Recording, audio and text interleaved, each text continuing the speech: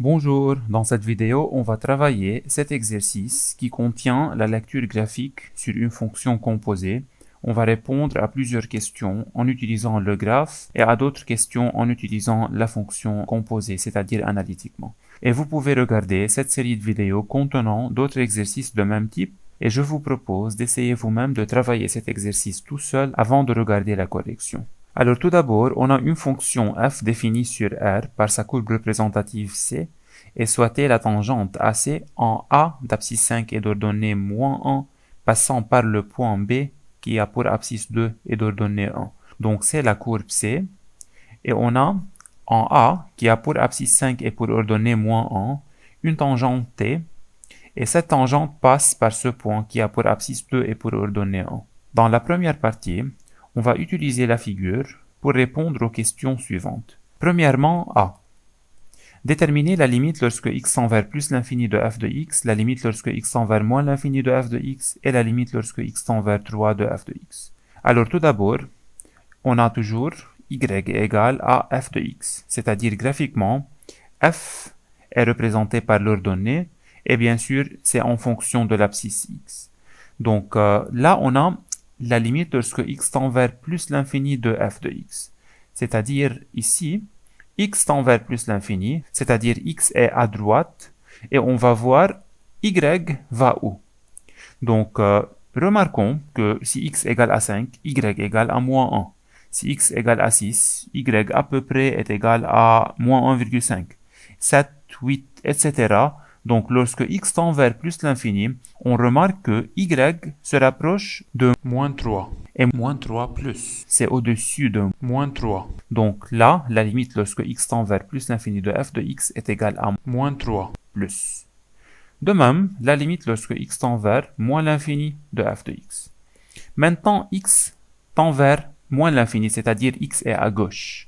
Donc remarquons tout d'abord si x est moins 1, y est 3. Si x est moins 2, y devient de plus en plus grande. Donc y égale à 5 par exemple, ou bien 5, quelque chose.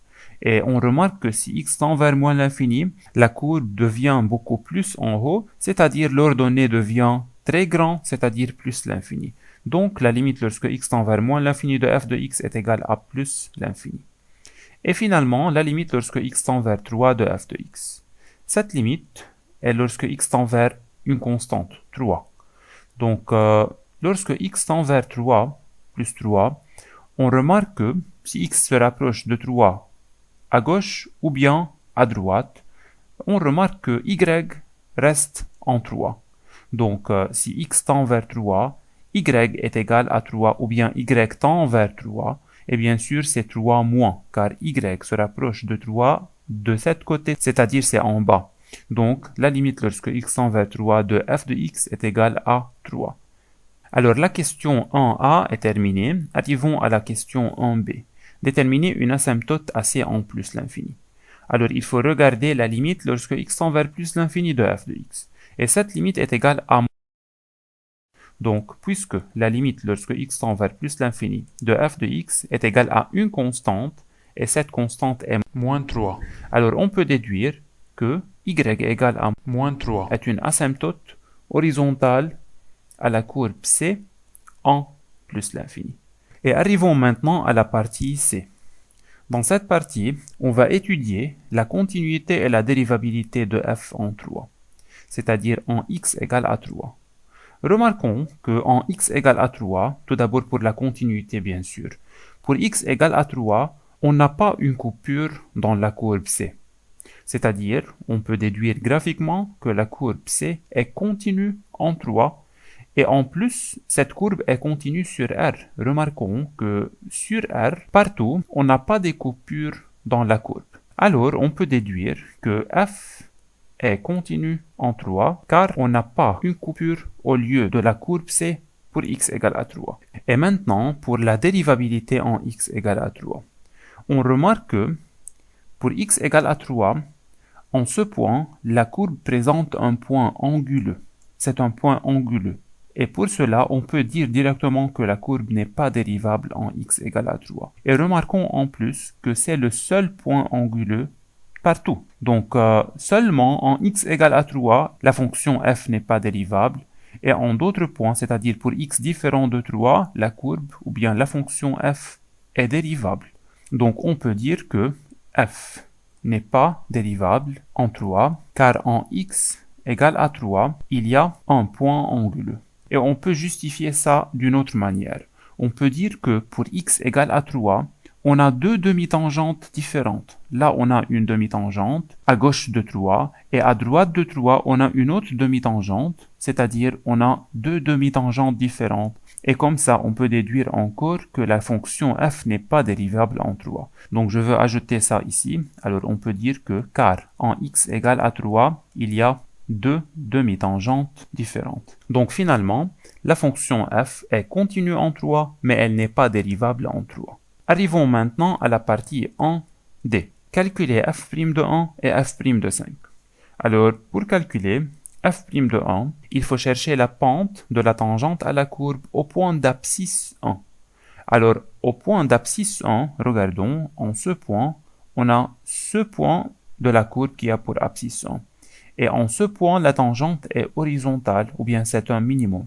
Alors, directement, on peut dire que f' de 1 est égal à 0, et comme justification, on peut dire que tout simplement c'est un minimum local, ou bien on peut dire que puisque f' de 1 est égal à la pente de la tangente à la courbe au point d'abscisse 1, et puisque la tangente est horizontale, alors toute droite horizontale a pour pente 0, donc f' de 1 est égal à 0. Donc tout d'abord, f' de 1 est égal à 0, et calculons maintenant f' de 5. Le point de la courbe qui a pour abscisse 5 est le point A. Et en ce point, la tangente est la tangente t, ou bien est la droite t. Donc f' de 5 est la pente de cette tangente, ou bien la pente de cette droite, donc c'est la pente de la tangente t. Alors pour calculer la pente d'une droite en général, on peut utiliser deux points sur cette droite. Et on a maintenant deux points sur la tangente t, le point A et le point B. Donc on peut appliquer cette formule y de b moins y de A sur x de b moins x de A. Et avec A a pour abscisse 5 et ordonnée moins 1 et B a pour abscisse 2 et ordonnée 1. Donc regardons, on peut faire le calcul rapidement. Y de B moins Y de A, c'est 1 moins 1, donc c'est 2. Sur X de B moins X de A, c'est 2 moins 5, donc c'est moins 3. Donc la pente de la tangente est moins 2 sur 3, et alors on peut déduire que f' de 5 est égal à moins 2 tiers. Donc c'est f' de 5 et c'est f' de 5. Toujours, la dérivée en un point est en relation directe avec la pente de la tangente à la courbe. Arrivons maintenant à la partie 2. On définit la fonction f sur r par f de x égale x carré moins 2x si x plus petit ou égal à 3 et moins 3x plus 12 sur x moins 2 si x plus grand strictement que 3. La question est étudier analytiquement la dérivabilité de la fonction f en 3. Donc pour étudier la dérivabilité d'une fonction en un point, il faut calculer f' à gauche de la fonction. Là on a en 3, donc f' à gauche en 3, et f' à droite de 3. Et il faut comparer ces deux valeurs. S'ils sont égales, alors on peut déduire que la fonction est dérivable, et sinon, alors on peut déduire que la fonction n'est pas dérivable. Et aussi, vous pouvez regarder cette vidéo contenant le cours complet sur la dérivabilité d'une fonction. Alors maintenant, commençons par le calcul de f' à gauche de 3. Pour cela, il faut appliquer la formule bien sûr. Il faut calculer alors la limite lorsque x tend vers 3 moins, puisque c'est à gauche, de f de x moins f de 3 sur x moins 3. Donc c'est égal à la limite lorsque x tend vers 3 moins. Là, puisqu'on est en 3 moins, c'est-à-dire à gauche de 3, ou bien c'est x plus petit que 3, alors on va remplacer f de x par cette valeur, qui est x carré moins 2x, donc c'est x carré moins 2x, et moins f de 3 est égal à 3, donc moins 3 sur x moins 3. Donc pour calculer cette limite, on remarque que au dénominateur on a 0, et au numérateur, en remplaçant x par 3, on obtient aussi un 0. Donc c'est une forme indéterminée. Et pour lever l'indétermination, on va factoriser au numérateur, qui est un polynôme du second degré, et on va simplifier. Et en utilisant la calculatrice, on peut directement remarquer que ce polynôme admet deux racines réelles distinctes. La première est moins 1 et la deuxième est 3. Donc, pour factoriser ce polynôme, on a cette formule, le polynôme ax carré plus bx plus c égale à a facteur x moins la première racine, facteur x moins la deuxième racine. Aussi, vous pouvez regarder ce cours complet sur ce chapitre, le trinôme du second degré. Donc là, la racine x1 est moins 1 par exemple, et la racine x2 est 3.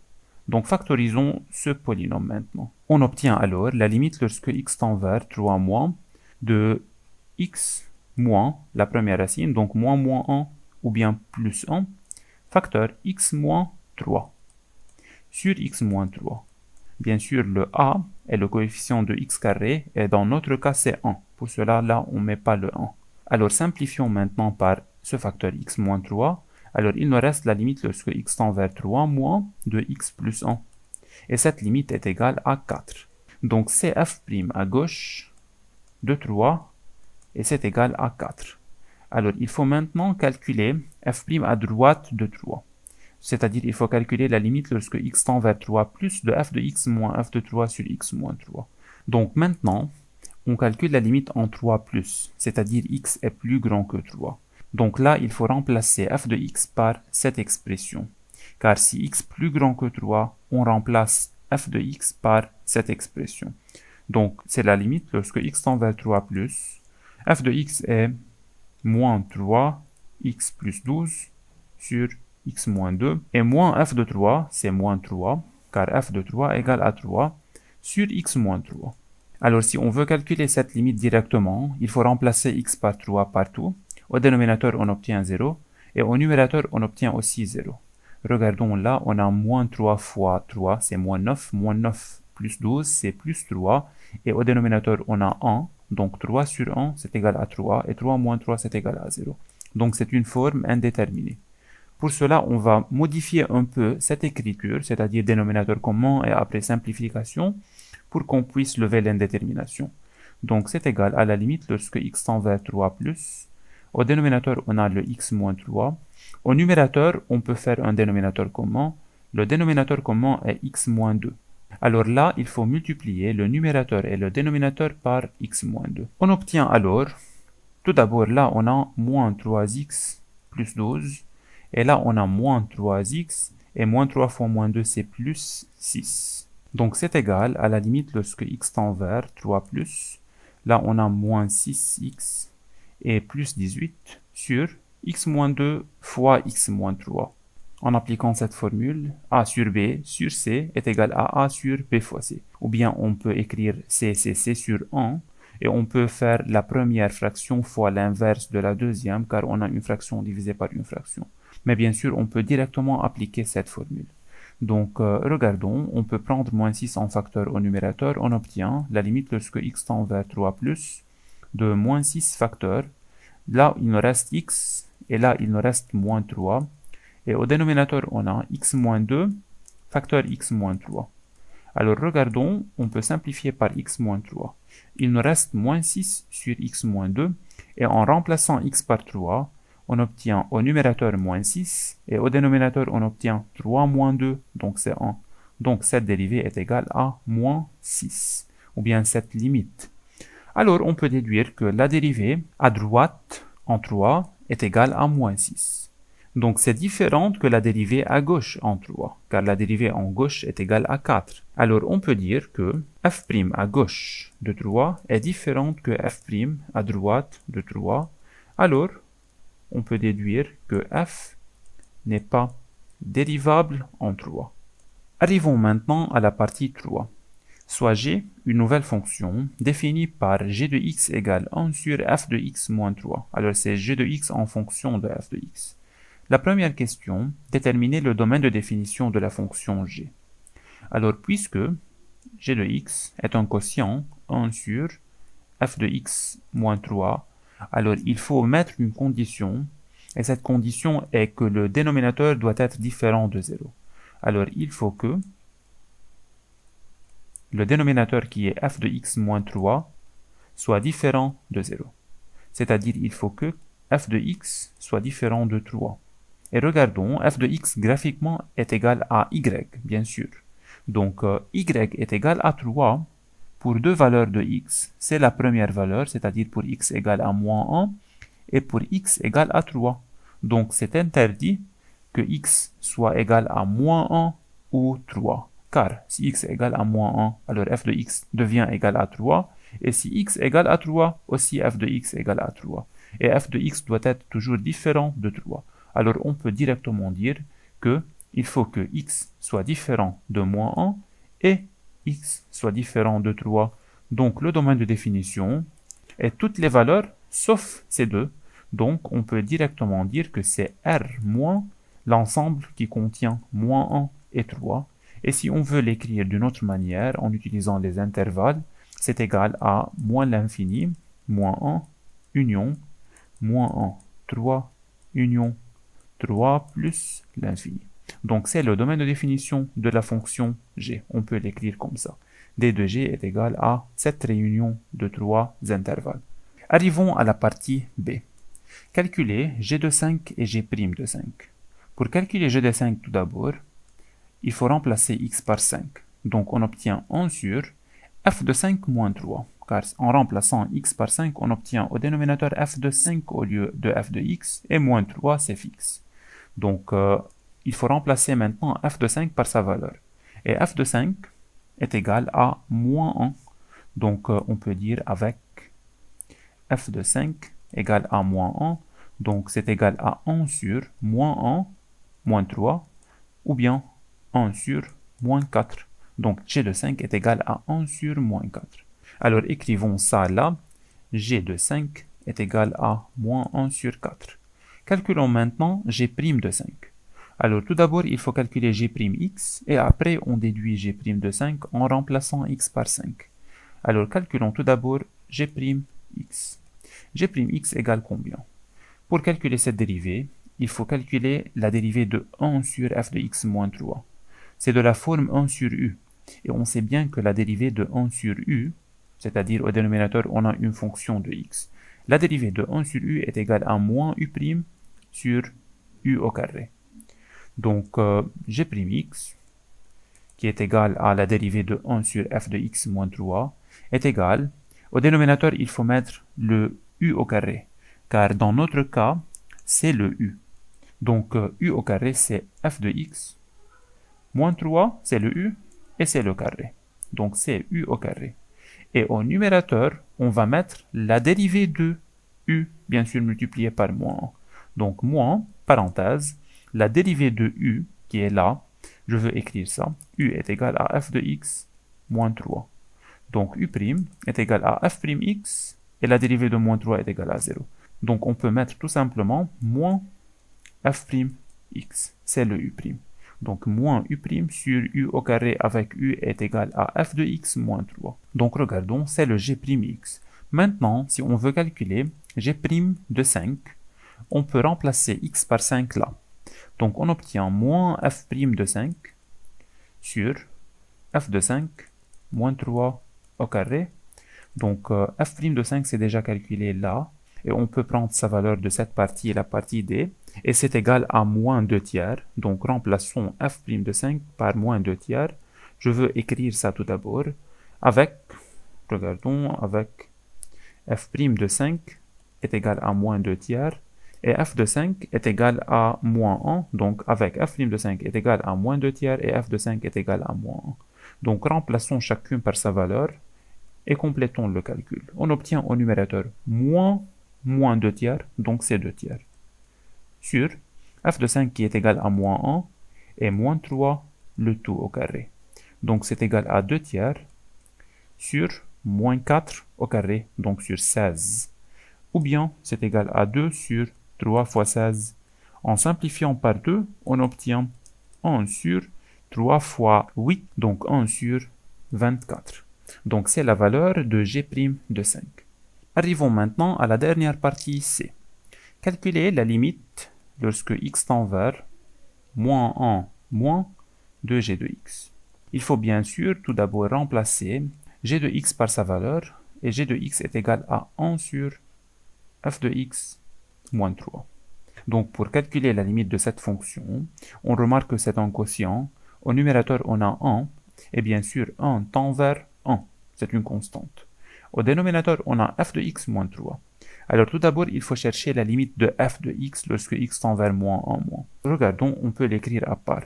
Bien sûr, on va calculer cette limite graphiquement car on a la figure ou bien la courbe représentative de la fonction f. C'est la courbe C. Alors regardons ici, puisque x tend vers moins 1 moins, c'est-à-dire à gauche de moins 1, c'est-à-dire d'ici, à gauche de moins 1, x se rapproche de moins 1. Alors regardons, tout d'abord, par exemple, y ou bien f de x était 5 et après elle décroît pour devient 4,5 et après elle décroît. Et si x se rapproche de plus en plus de moins 1 de cette côté, on remarque que y se rapproche de 3, mais elle reste plus grand que 3. Donc cette limite est égale à 3 plus. Donc on peut directement dire que c'est égal à 1 sur 3 plus moins 3. Car f de x tend vers 3 plus. C'est-à-dire elle tend vers 3, mais elle reste plus grand que 3. Donc cette différence est égale à 0 plus bien sûr, car le 3 plus est plus grand que 3. Donc 3 moins 3 est 0 plus. Et 1 sur 0 plus, c'est plus l'infini. Car si on a un quotient, avec le numérateur tend vers 1 et le dénominateur tend vers 0 plus, alors bien sûr, la limite est égale à plus l'infini. Donc c'est la limite lorsque x tend vers moins 1 moins de la fonction g de x. Calculons de même la limite lorsque x tend vers moins l'infini de la fonction g de x. Et aussi, il faut remplacer g de x par 1 sur f de x moins 3. Donc, tout d'abord, le numérateur tend vers 1, le dénominateur, il contient f de x. Alors, il faut chercher la limite lorsque x tend vers moins l'infini de la fonction f de x. Et c'est déjà calculé là. La limite lorsque x tend vers moins l'infini de la fonction f est égale à plus l'infini. Donc, cette limite est égale à plus l'infini. Alors, le numérateur tend vers 1 et le dénominateur tend vers plus l'infini. Car on a f tend vers plus l'infini, alors bien sûr f de x moins 3 aussi tend vers plus l'infini. D'où on peut déduire que cette limite est égale à 0, car le numérateur tend vers 1 et le dénominateur tend vers plus l'infini, alors cette limite est égale à 0 et 0 plus précisément.